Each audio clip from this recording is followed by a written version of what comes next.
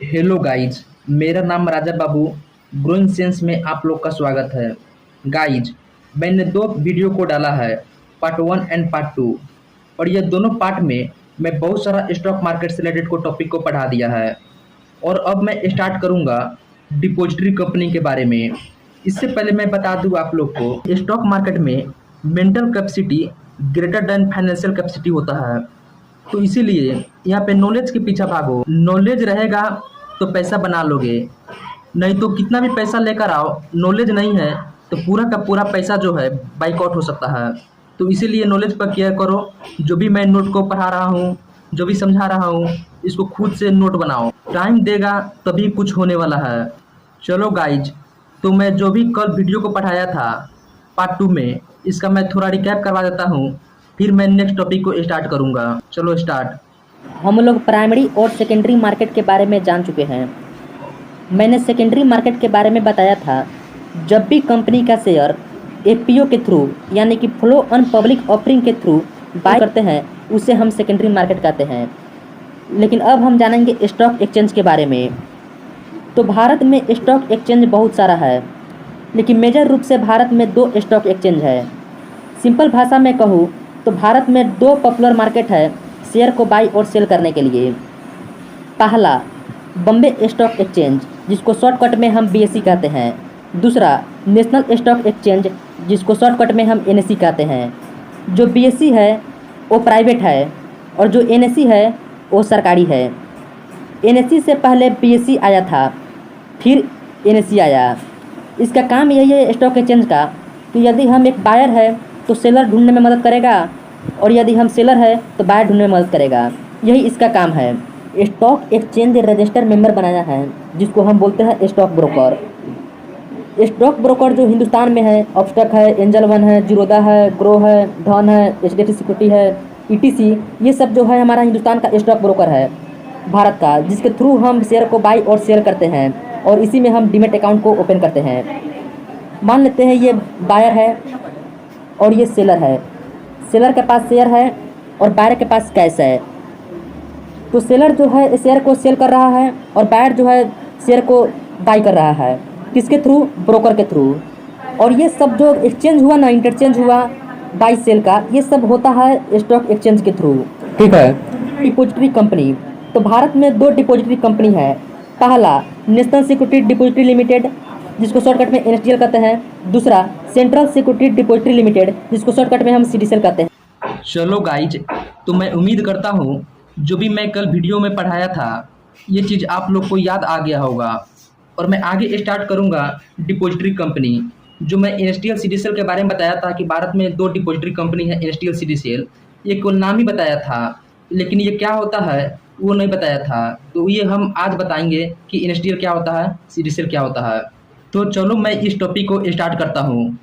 NSDL NSDL है ना, वो एनएससी का डिपॉजिटरी है, और सीडीसीएल है वो बीएससी का डिपॉजिटरी है।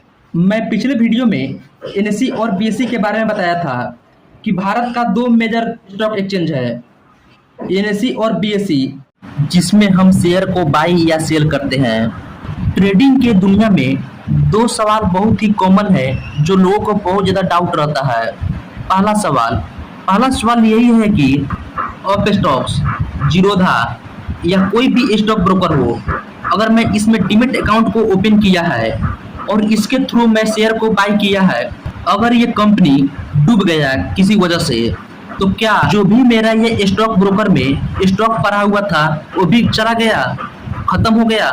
तो नहीं दोस्तों, ऐसा कोई बात नहीं है। क्योंकि जो भी डीमेट अकाउंट को ओपन करते हैं वो एनएसडीएल या सीडीसीएल के ही थ्रू ओपन करते हैं। और ये जो स्टॉक ब्रोकर है केवल डिपॉजिटरी पार्टिसिपेंट है, यानी कि मीडिएटर का काम करता है डिपॉजिटरी, एनएसडीएल, सीडीसीएल एंड इन्वेस्टर के बीच में। तो ये स्टॉक ब्रोकर को डूब जाने से हमारा शेयर पर कोई इफेक्ट नहीं पड़ेगा, क्योंकि हमारा जो भी शेयर है ना, वो इलेक्ट्रॉनिक फॉर्म में एनएसडीएल या सीडीसीएल के पास जाकर इलेक्ट्रॉनिक फॉर्म में स्टोर हो जाता है। अगर हम सेल करते हैं तो यही डिपॉजिटरी इसे रिलीज कर देती है। तो किसी भी स्टॉक ब्रोकर को डूब जाने से हमारा कोई भी स्टॉक पे इफेक्ट नहीं पड़ेगा। हम एनएसडीएल सीडीसीएल के थ्रू क्लेम कर देंगे, तो जो भी हमारा स्टॉक डीमेट अकाउंट में पड़ा हुआ है वो हमको मिल जाएगा। दूसरा कॉमन क्वेश्चन यही है कि मान लेते हैं अपस्टॉक या जीरोधा या कोई भी स्टॉक ब्रोकर में डीमैट अकाउंट को ओपन किया है, और ये पहला क्वेश्चन में मैंने बताया कि यहाँ पे स्टॉक को बाय किया है, लेकिन अगर मैं बाय नहीं किया है ब्रोकर के थ्रू और जो भी मेरा फंड है वो ब्रोकर में पड़ा हुआ है, यानी कि अपस्टॉक में पड़ा हुआ है सपोज, तो क्या अपस्टॉक डूब गया, कोई वजह से ये कंपनी बर्बाद हो गया, तो मेरा जो भी इसमें फंड पड़ा हुआ है वो भी खत्म हो गया? तो वो भी नहीं खत्म होगा दोस्तों। क्यों नहीं खत्म होगा? क्योंकि इस केस में सेबी रिस्पॉन्सिबल होता है। सेबी वादा करता है कि जो भी स्टॉक ब्रोकर में डीमैट अकाउंट को ओपन करेगा उसको मैं इतना मनी को पे करूंगा। हर डीमैट अकाउंट के लिए लिमिट अमाउंट ही पे करता है सेबी। जैसे में अगर मेरा अकाउंट यानी कि डीमैट अकाउंट अपस्टॉक में है, अगर मेरा पैसा इसमें 20 लाख है, डूब गया ये कंपनी, तो क्या मेरा जो भी पैसा था डीमैट अकाउंट में 20 लाख रुपए पड़ा हुआ वो भी गया? तो नहीं जाएगा। जब हम सेबी को क्लेम करेंगे ना, तो ये पैसा है जो भी 20 लाख मेरा है वो मिल जाएगा। लेकिन अगर 20 लाख नहीं रहता, 30 लाख रहता, तो ये पैसा मेरा डूब जाता, यानी कि 10 लाख रुपए डूब जाता और 20 लाख मुझे मिल जाता, क्योंकि सेबी जो है ना लिमिट अमाउंट ही पे करता है।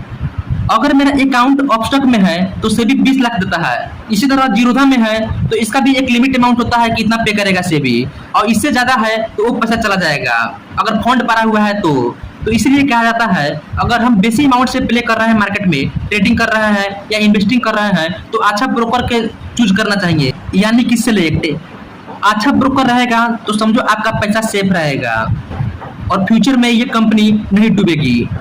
ये दो क्वेश्चन बहुत ही कॉमन था जो लोगों को बहुत ज्यादा डाउट रहता है। उम्मीद करता हूँ कि ये दो क्वेश्चन आप लोगों को क्लियर हो गया होगा, समझ आया होगा बढ़िया से। सेबी को क्लेम करके हम जो भी मेरा फंड में 20 लाख रुपया पड़ा हुआ था अपस्टॉक में, मैं तो ये रिटर्न ले लिया, लेकिन ये नहीं जाना कि सेबी क्या होता है। तो चलो मैं बताता हूँ आप लोगों को कि सेबी क्या होता है। सेबी का फुल फॉर्म होता है securities and exchange board of India. SEBI का काम है शेयर बाजार को डेवलपमेंट करना, क्योंकि सेबी पूरे स्टॉक मार्केट का बॉस होता है, ऑनर होता है। भारत में जितने भी स्टॉक एक्सचेंज है ये सब को रेगुलेट यही करता है, यानी कि कंट्रोल। एग्जांपल में एनएसई एंड बीएसई। जिस तरह भारत में आरबीआई बैंकर ऑफ बैंक है, इसी तरह सेबी भारत का स्टॉक एक्सचेंज को डेवलपमेंट करने वाला एक ऑर्गेनाइजेशन है, यानी कि इंस्टीट्यूट है। हिंदी में कहे तो संस्था है।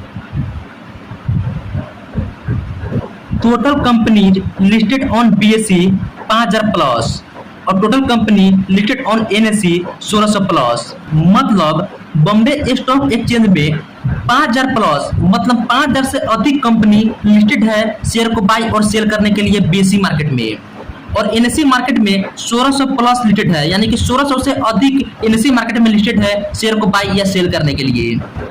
ये मत सोच लेना कि ये बीएसई है तो 5000 प्लस क्यों और ये एनएसई है तो 1600 प्लस क्यों, ये तो नेशनल स्टॉक एक्सचेंज है और ये बॉम्बे स्टॉक एक्सचेंज है।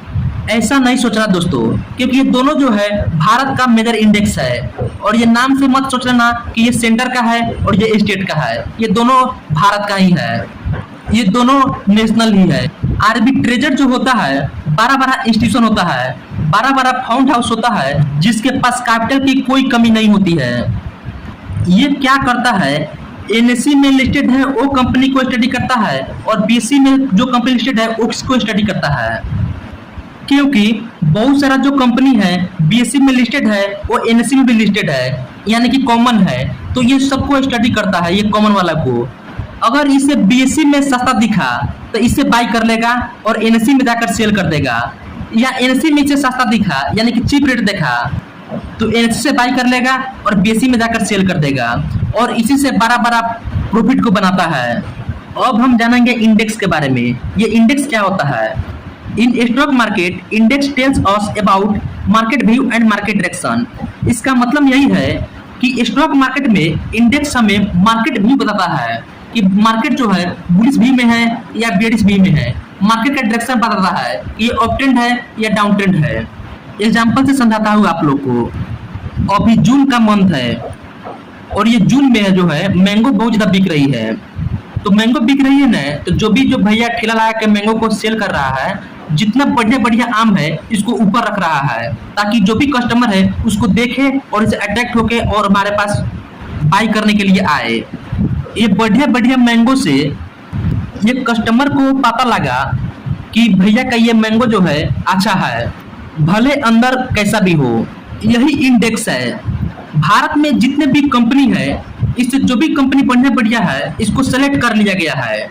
जो भी कंपनी अच्छा परफॉर्मेंस कर रहा है, जिस तरह मैंगो वाला भैया बढ़िया मैंगो को ऊपर रखा कस्टमर को दिखाने के लिए, इसी तरह इंडेक्स में भारत में जितने भी कंपनी अच्छा परफॉर्मेंस कर रहा है इसको इसमें रखा जाता है और इससे आइडिया लिया जाता है। अगर भारत का टॉप कंपनी बुलिश मूवमेंट में है तो जितने भी छोटे भी कंपनी हैं वो भी बुलिश मूवमेंट में ही होगा। तो मैं उम्मीद करता हूँ कि आप लोग को इंडेक्स समझ आ गया होगा।